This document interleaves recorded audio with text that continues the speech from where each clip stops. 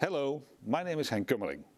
Welcome and thank you for joining us during our Sharing Days, a week for connecting with our entire community, students, staff and alumni. Why are you, as international alumni, so important to us? Alumni are an important part of Utrecht University, of our community. Graduates volunteer in various ways and give their time to strengthen the community by connecting with prospective students, current students, researchers and each other. They are truly active ambassadors for Utrecht University, also when living abroad. For example, by informing admitted students who are preparing for their study at UU, by strengthening our network and organize network events in their own country or city. And they can help us out as career ambassador for recent graduates. They help us fund scholarships and important projects in the fields of research, education and heritage. What can we do for you? Well, we provide you with networking opportunities, interesting business, cultural, sports and social events. And of course, a lot of learning opportunities. We have a wide offer in professional courses, because developing yourself lasts a lifetime. Wishing you an interesting talk, and I hope to see you in the near future. So let's start. Thank you, Henk. Good evening. I am Germaine Kusters, International Alumni Officer at Utrecht University and contact person for the international chapters who organize events for our alumni around the world. Great that you are joining us for this alumni talk during the UU Sharing Days. And a special welcome for our alumni in Jakarta, San Francisco and Singapore, who will watch this talk together. Our keynote speaker is Stefan van der Stichel. Stefan is a professor in cognitive psychology at Utrecht University, where he is principal investigator at the Attention Lab. He received several important grants for his research on visual attention and is the author of popular science books on concentration and focus. Topics I think we all like to hear more about in these times where we face so much distraction from devices, social media and other sources. After his talk, Stefan will answer some questions, so please feel free to send us your questions in the Q&A and we will try to address them after the talk. Stefan, the floor is yours. Thank you. Hello everyone, it's my pleasure today to talk to you about my favorite topic, namely concentration. And let me start off with a short story. And this story talks about Brian Cullinan. And Brian Cullinan, he works at PricewaterhouseCoopers and he has a very important job. He had a very important job, but I'll explain later why that is. So what Brian needed to do, he needed to give out the right envelopes at the Oscar show to the right people who then announced the winners. And Brian is very proud of this job. He's tweeting about it the whole time. Look, I'm heading towards the red carpet right now, 20 minutes out. My briefcase I have here with me. And here's another tweet during the evening. Look, Best Actress, Emma Stone, backstage. However, at this particular moment in time, Brian makes a huge mistake. And some of you might remember what happened. And let me refresh your memory. Brian handed out the wrong envelope. You see the doubt. Best picture. He knows he has the wrong envelope. La La Land. It took minutes before this error was corrected, and the day after, PricewaterhouseCoopers sent out this huge apology message. We take full responsibility for what's happened. This will never happen again, and it's true. Brian is indeed no longer responsible for this very important job. So what's the moral of the story? Well, something that simple as simply giving the right envelope to the right person can go horribly wrong if you're doing something at the same time. Like tweeting and working at the same time can go wrong, something we call multitasking. I'll define that later on. The moral of the story is something like this can go horribly wrong if you're not focused enough, if you're trying to focus at multiple things at a time. And I guess we all recognize that these days, right? We are surrounded by social media, and this makes us very distracted. We have difficulty focusing. It's focusing your attention for a longer period of time on a specific task. So you could argue that currently we're in a bit of an attention crisis. Well, this could be the right moment during the talk in which I define attention and concentration. Because I've written two popular books, one about attention and one about concentration. To me, these are two different things. Let me first define attention. Well, in daily life, we are bombarded with all types of information, visual but also auditory. All our senses receive an enormous amount of information, and our brain cannot process all of that information at once. Our brain has to select. We have a selection mechanism in our brain, and that mechanism is called attention. Attention is a filter on the outside world, but of course also on the inside world, so that we can only attend to one thing at a time. Concentration is sustaining that attention. So it means that you are focusing your attention for a longer period of time on something. So attention is one particular moment in time, and concentration is sustaining that attention for a longer period. And concentration is important. We know that during learning, concentration is crucial. We know that certain brain areas involved in information storage, such as the hippocampus, are simply less active during periods of distraction compared to periods in full concentration. So information is simply stored less well in our brain when we are distracted compared to situations in which we are not distracted. Hey, and a lot of people know this, right? I don't think I'm surprising you with this statement, but still, my office here looks at the university library where a lot of students are studying, and still I see a lot of them studying in between themselves and the book or the laptop. They still have their mobile phone. So this means that we know this, but it's apparently quite difficult to implement it. And this is my aim, right? By telling you how this works in the brain and telling you these basic principles, what I hope is that we start implementing these principles in our daily life.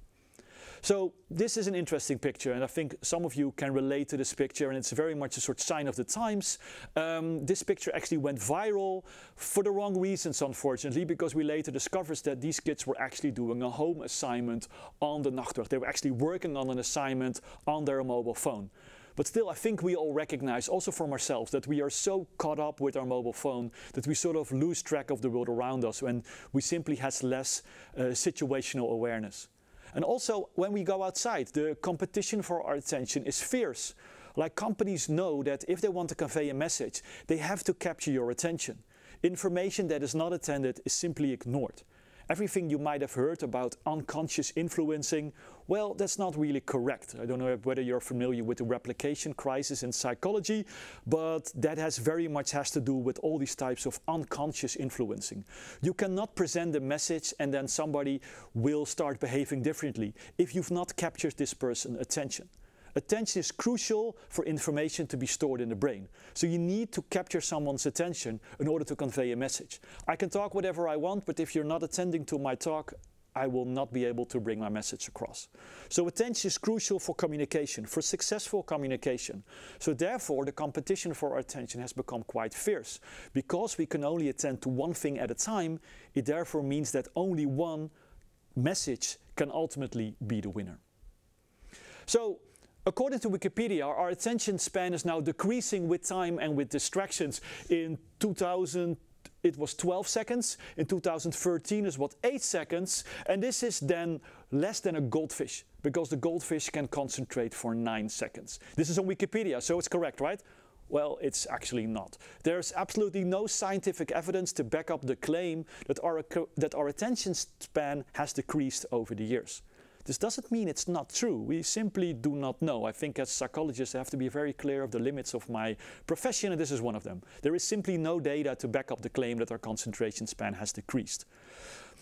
We simply do not know. And if you ask me, I also don't think it's true. Because if you think about this claim for a bit longer, you start to think that there's something weird about what's being stated here. And it has nothing to do with goldfish. The goldfish is another different story. I don't have time for it, but it's also nonsense. Goldfish has a great attention span, has a great memory, by the way, but that's for another time. So the attention span is 8 seconds. Think about you right now. You're listening to this talk. If you like this talk, you will have no problem listening to me for 20 minutes. However, if you think about other things, if you had a horrible day, if you have something very important coming up, or you're not interested in listening to me, then you might already be distracted and you're thinking about something else and you're watching your mobile phone. Assume that I tell you right now that today I won the lottery, which is not true by the way, but let's just assume that's the case, and that I'll ask you a question after this lecture, and if you answer the question correctly, you will receive 5,000 euros. What will happen to your concentration? I think you will turn off your mobile phone, you'll start to write everything down, because you can win 5,000 euros in 20 minutes, which is not bad, right? So I think we'll all have a concentration span that's massive. So motivation is crucial. Some kids can watch Netflix for hours. So in essence, there's nothing wrong with a concentration less. I do think it has become more difficult over the years. If you compare it to a couple of years ago when social media was not there and the battle for a competition, for attention was less fierce, it has become more difficult. But evolution is of course not that quick that all of a sudden we have a brain that is no longer able to focus. In essence, if you think about the building blocks of our concentration, the brain, there's nothing really differently wired than 20 or 30 years ago. So potentially we could still focus just as well as 20 or 30 years ago, but then we really have to think about how we design our environment. So I really hope you see this as sort of a positive message about our concentration. Nothing is lost if we deal with it in the right way. So how do we deal with this? Well, if I want to explain what a concentration is, I have to tell you something about the working memory. The working memory is the part of our brain that is responsible for executing complicated actions. So not everything taxes your working memory. Some things go automatically, like walking or doing the laundry or whatever, a lot of motor actions. If you're still on your bike quite frequently, even though you're abroad, you notice that biking is something that goes really automatically. So that doesn't tax your working memory, especially with a lot of rehearsal. However, some things, some tasks, even how many times you do them, will always require working memory. Things like talking, listening, reading, writing, doing computation, all these things will require working memory. However, working memory can only perform one task at a time. And here you can see the great limitation coming up. And there's another problem with working memory. Working memory is quite fragile. If something happens in your environment which automatically captures your attention, somebody entering the door, notification on your mobile phone, you will automatically attend to it, and which means that you will stop doing what you're doing and you will engage in this other task. And therefore the information is going to be gone in working memory. So working memory, responsible for complicated actions, can only do one thing at a time, and it's fragile. And you notice this, right? You experience this every day. You might have a house with multiple floors, and you go upstairs to pick something up, and when you're upstairs, you absolutely have no idea what you were doing there, and you've completely forgot about your task. Which makes sense, right? You can only do one thing at a time, so if something else pops up, this will automatically mean that you will stop doing what you're doing. And therefore you can see working memory as some sort of workbench for performing a specific task, and the material for a specific task is on the workbench. However, if you now want to do something else, you have to get the old material off the workbench and get the new material on the workbench. This takes time. These switch costs, as we call them, are always there. Every time you switch between tasks, there will be time involved. How much time? Well, that very much depends on the overlap between the two tasks, but still, everyone has these switch costs. And this also means that it's going to be mentally tiring. If you have to switch tasks the whole time and work on this workbench, it means that switching tasks is actually going to be mentally fatigue for you, right? In the end of the day, you're going to be quite tired. And you're going to be more prone to making errors. And you can see that, right? There might be material from the previous task still on the workbench while you're performing the new task. So therefore, you can easily understand that switching between two tasks, if it's not necessary, is actually not a very optimal idea.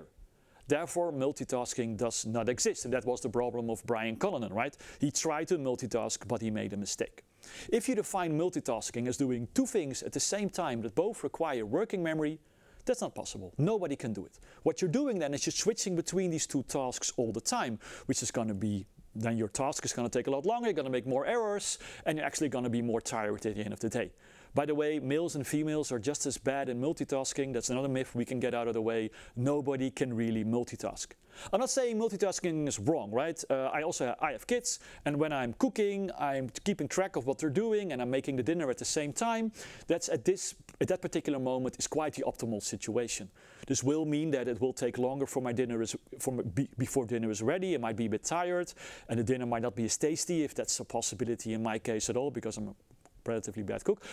So this means that, but my kids are safe. This is quite optimal. Some things are multitasking, but according to my definition, it's not really. So I can walk and talk at the same time.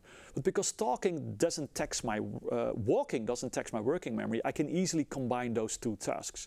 And in honesty, I actually really prefer that. I now have to stand still, which is quite difficult to me because I'm quite motorically busy, so to say. Yeah, thanks for giving me the time to move a little bit, because for me standing still is quite a task. And some of you might also recognize it. You're now perhaps sitting still listening to a lecture. And who of you is now making a drawing or playing around with a pen? That would be me, right? I'm the type of guy that cannot sit still. If you want me to listen, if you want to have a good conversation with me, we start walking. Therefore, during Corona times, I was the one that was always walking outside with a Bluetooth headset on, and I could have brilliant conversations while I'm walking. But if you ask me to sit still, I easily lose track of what I'm doing.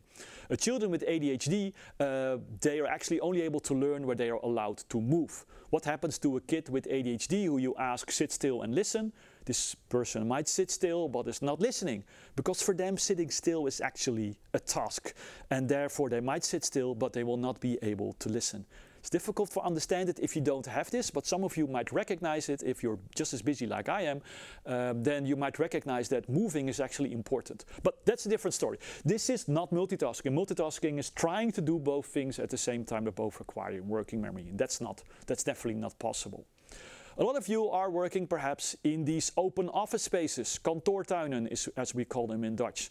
And this is horrible, right? I don't understand them. I wrote an opinion piece in NRC Handelsblad a couple of years ago. Get rid of the kantoortuin. If you look at the scientific literature, there is plenty of literature out there showing that people who work in these types of kantoortuinen are sick. But when they're sick more and they're sick longer. And of course, this is correlational. It's not causality. So we don't really know whether it's due to the distraction that they're sick. But just remember what I told you about working memory and concentration, that if something happens in your environment, automatically this will capture your attention. So in these open office spaces, we see a lot of distractions, right? We see people started talking, video conferencing in the open office space, and we see that it's really horrible for your concentration. Is it then not possible? Yes, I think it is. In some situations, an open office space can actually work. Just think about the university library. In essence, it's also an open office space, but there are very strict rules in the university library. Try to have a conversation on your phone in the university library. Remember that? You were then kicked out. Very, very fiercely. And this makes sense, right? There were really strict rules. And the university library was all very well designed. There were a lot of books. It was very quiet. There were very few visual distractions. But I do hope that some of you are not working in these open office spaces that are designed like this, very poorly. And sometimes I'm allowed to advise when they design these new open office spaces. This is a job for a psychologist, right? Because we know how distractions work, and we know how you can design an environment to make sure that people can actually focus. Okay, so we were telling that please do not work in these open office spaces. If you want to concentrate, then you might better go home, and there you might be able to focus for a longer period. And then Corona crisis hit. It was interesting, right? A lot of people were now all of a sudden working from home all the time, and therefore they also noticed that working from home has its potential downsides, right? Because now the private and the work environment got intermixed the whole time. People were not moving, like me, they had to sit still behind the camera. And all of a sudden there was no strict dichotomy between work and private. And that's also, in many situations, not beneficial for your concentration. And think about motivation, right? A lot of people really had problems motivating yourself while you're working from home. So there are many tips and tricks I can give you for working at home, perhaps during the Q&A, and perhaps you can share also your experiences. One of the things that my best advice perhaps is, while you're working from home, is create travel time. Right? If you have travel time, when you go to the office, you actually have time to sort of make the switch between private and work. And then at the end of the day, you can do the same thing. You can do these switch costs that I told you about. You can really sort of deal with these while just traveling. And when you're working from home, you can still go outside, take a walk, come home and start working. This then you will notice will benefit your concentration while working from home. And of course, video calls should not last 95 minutes and 95 seconds, because then you have no switch costs to deal with. All the time you have to immediately switch to a new meeting.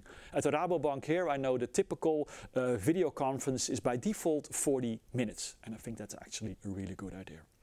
And then being offline, right? When we're working from home, we had so many communication services. All of a sudden, I had Teams. I had no idea what Teams was. All of a sudden, I had Teams. And I had many, many different platforms in which all type of messages came to me.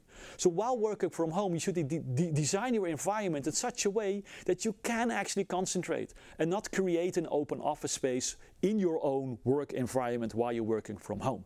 This requires, of course, communication, but it would be great if everyone could work for like 2 to 3 hours a day in full focus without being distracted, without checking email, in really full focus. I think every work environment has to be designed in such a way that that is possible. So how do you improve your concentration? Well, it's not that, actually it is pretty easy, because if you think about it, concentration is like a muscle. If you haven't concentrated for a while, you will notice that it becomes less. But it's not gone forever. If you start practicing again, you can feel the concentration power coming back. And there are individual differences, right? Not everyone can become a bodybuilder. Tell me all about it. I've tried, but it's been a horrible failure, right? I'm just not built for being very strong. At least that's what I tell myself. And that's why I also stopped training. But that also means that everyone can try to build up their maximum strength, although there will be individual differences in the maximum strength. But I think we all have sort of the responsibility to create a concentration span that is, for your individual person, maximum. There's one exemption, I think, of a training protocol which I think is actually good for your concentration span, which is not just doing what you're supposed to be doing, and that's mindfulness. I'm quite a skeptical scientist, but I think the evidence that I see out there for meditation as a good concentration trainer, it's quite convincing. And if you think about it, if you have experience with it, you might understand why that's the case. How, if I define mindfulness, and I know there are many ways, different ways, but let's just get to the core. You're attending to something internally or externally, and you're holding your concentration there for a long period of time. And the moment you feel that your attention starts to wander, you bring it back. That's exactly what concentration is. So you could say that mindfulness is concentration, but then boiled down to its bare essence. And that might be the reason why it's a good generalization in terms of training protocol for concentration. Yeah, you might want to give it a try if you've been skeptical. I can tell you that the scientific evidence is quite convincing. If you need references, send me an email and I'll forward you the references, and you might be convinced just like me. And then good sleep. It's a bit of an open door, but let's kick it in, right? Because we know that sleep, your quality of sleep, is going to be a great predictor of how you are going to be able to concentrate the day after you've slept. And a lot of people still interact with social media, which we know is really impairing their sleep quality. And this has nothing to do with the blue light emitted by the phone. That has only a very, very, very, very small contribution to poor sleep. What has actually the biggest contribution is your mental activity. These apps are of course designed to keep your attention, your arousal level as high as possible, and therefore the difference between where you are and where you should be going when you're sleeping is simply too high. So when you are trying to fall asleep and you have difficulty falling asleep, you really get rid of the mobile phone half an hour before you want to fall asleep. Then I get the question, can I read a book, can I watch Netflix? Well, it really depends on what it does to you. If it really makes you high aroused, very awake, might not be a good idea. But we know that the number of reruns of Friends on Netflix actually increases before people go to sleep. It's very well predictable, you know what's going to happen, limited amount of time. So we know that a lot of people watch Friends before they go to sleep. And then periods offline, not focusing, is crucial for your concentration. And we all recognize these stories, right? I supervise a lot of students and they tell me, well, I'm a little bit behind on my thesis, but I have this aunt who has this little cottage in Drenthe and there's no Wi-Fi there. I go there and I can work for 2 weeks and I'm going to finish my thesis. And when they come back, they always say, yeah, it was a success, but not as much as I expected. Well, even if we design our environment perfectly, there's a limit to the amount of time in which we can focus during a day. right? Even just like my iPhone at 11 o'clock, the battery is just empty and we have to recharge the battery again. And this all has to do with the arousal curve that you see here, right? If we're too stressed out, this is on the x-axis on the right, you're too stressed, you start to make errors. However, if you have too low stress, if you're bored, if you're tired, you also will start to make more errors. You'll become more easily distracted, you become more tired again because you engage in a period of multitasking and you get into a negative spiral. So the optimal arousal, it's not too much stress, but also not too fatigued. So this is a moment in time where you should realize that you start to take a break. And ideally, not a break that still involves you checking your mobile phone, right? Ideally, you take a break in which you absolutely do nothing that engages your attention. So we know that taking a walk in nature, it can be any quiet environment, is good for your concentration compared to taking a break in a very busy environment. This makes sense, right? Here, your attention can still not take a break. You're still engaged in your attention. And this is very interesting. If you look how geniuses spend their day, we notice also that, yeah, they take a lot of breaks. Here's Darwin, right? He takes a short walk in the morning. Here's another walk. And here he takes multiple walks. But he has also multiple sort of clearly defined blocks of what he's doing during the day. Here's Tchaikovsky. He, again, taking a walk. Here another long walk. But he's composing for 2 times 2 hours during the day. There's Beethoven. Beethoven was a genius in many ways, but also in terms of concentration. He could compose for hours and hours and hours, but in the evening, he'd take a long and vigorous walk. So all these things make sense, right? You really have to define your day and design your day in such a way that you can still take a break. Because what happens in your brain when you take a break? Well, we know from fMRI studies that there's a certain network in your brain that becomes active when you're doing nothing. It's a bit of a contradiction, right? But it's true, right? There's a certain network in the brain called the default network. And the default network is the part of the brain that becomes active when you're doing nothing. And it's a different network compared to when you're attending. It means that when you're not attending, you automatically start in, your default network becomes active. And you start a period of mind wandering. And mind wandering is then doing nothing. This is when you're on your bike and your thoughts go everywhere. It could also be good for your creativity. But I think we should mind wander a bit more. And I can tell you all about mind wandering, but I don't have the time, unfortunately. But I do want to advise you to engage more in mind wandering during the day. So hide your mobile phone, go outside, take a walk, do not listen to podcasts, actually do nothing. And you will notice that the scientific evidence is correct, that this is good for your concentration span. I don't think that evolution is so quick that all of a sudden we have a brain that is no longer able to concentrate, right? Evolution is slow. So I am positive that if we design our environment in such a way that we don't end up like Brian Cullinan and all of a sudden we make huge mistake during the Oscar show. Thank you for your attention. Thank you so much, Stefan. You're welcome. For this most interesting talk and the very useful tips. More mind wandering thus. Absolutely, yes. Yeah. Okay. So we'll take some questions from the viewers now. And the first question is, why is daydreaming good for us? Yeah, thank you for that. It gives me a bit more time. Give me a bit more time to explain daydreaming. So daydreaming is therefore engaging in a period of, mind wandering. I think is a better term because it better defines. William James talked about sort of the stream of consciousness that goes all the way, and therefore allows your concentration network to regain its strength again. If you're active in your default network, you're not active in your concentration network, and this means that this can literally become strong again, and therefore if you start a period of concentration, it means that the balance will be now back again and you will be able to concentrate. Because this is when you don't do it, that you notice, I don't know whether you notice this when you're reading a book, but your eyes go over the text, but there's no information intake, right? You're making the eye movements, but you're not reading. You're thinking about the future, you're thinking about your holiday, you're thinking about bad things perhaps, everything can happen. This means that you have sort of not giving your concentration network enough time to regain its strength, and therefore this daydreaming simply interferes with reading or whatever that you're doing. So you have to design your day in such a way that you have a good balance between work and non-work. I'm a workaholic, but I've learned that actually not working is part of my work. Like it makes me productive, and I plan meetings, meetings with myself actually during the day. So I'm never too late for a meeting. I'm always on time, but it also means that I'm the type of guy that will say at 2 o'clock, I have another meeting. but it's a meeting with myself. I have to take a break, because these are the moments that are the most easily replaced with some other things. Like you might have 1 hour free at 2 o'clock. Somebody calls you, hey, I've got something urgent. Can I talk to you? What do you say? I might have some time at 2 o'clock. This means that at the end of the day, you still had no time to actually daydream, which I think is really crucial, because those will be the days when you come home and you're mentally tired. And that's something that nobody really wants, because in the end, too much stress is not good for your mental health. Exactly. So actively planning your daydream moments in a day. And defending it. Make sure that you actually do that. I'll tell my colleagues and my boss. Yes, do that. Okay, let's see if there are more questions. What is the best time of the day or night to focus on, for example, writing an article? Yeah, it's a good question. So it very much depends on your biorhythm.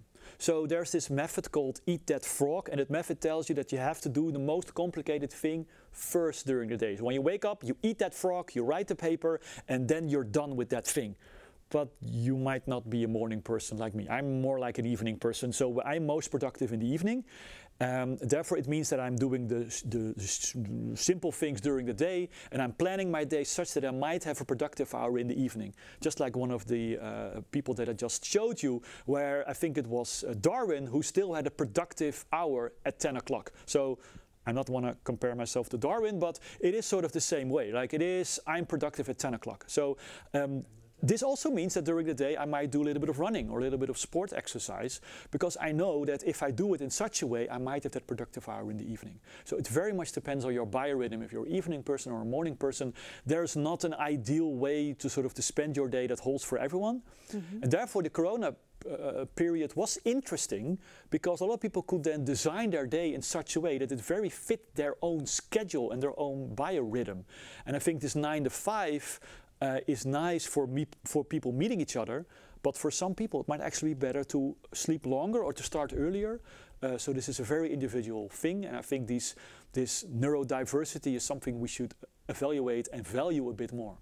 Exactly. Yeah. Yes. There are large individual differences in all these things, right? Which makes it sometimes difficult for psychologists like me to give very concrete tips, because that's a lot of the questions I get, right? When should I focus? How long should I focus? How long should I take a break?